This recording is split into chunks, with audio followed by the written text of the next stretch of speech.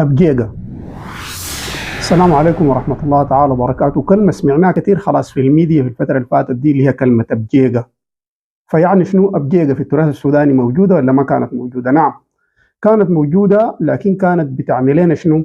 الشخص اللي بيكون في القرية أو في الحي سمين، عنده كرشة وقصير، بسموه أبجيجا أو باجيجا، ودايما بيكون فيه نوع من البلاهة أو المسكنة كده، فبقولوا له أبجيجا. لكن في الوقت الراهن اتغيرت لمعنى تاني، اللي هي احتمال يكون استغوه من قصة تحكى في التراث الشفوي السوداني، إنه كان في رجل ما أنجب زمن طويل، فولد بنت وبقى معجن بنته عجن شديد ومدللة ومدلعة.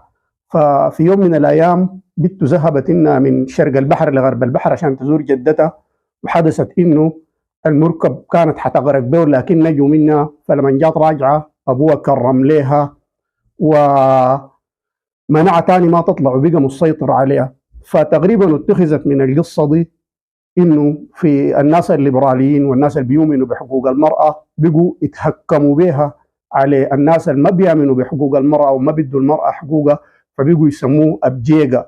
وبعض الناس بيلبسوه ثوب الشخصيه السودانيه، اللي هي ابعد ما تكون من الصفات بتاعت الناس اللي ما بيحترموا نسائهم، لانه فعلا نحن فينا نسبه عاليه جدا جدا، صح في شذوذ، لكن اكثر الناس قاعدين يحترموا المراه السودانيه كثير وشايلينها في عينيهم.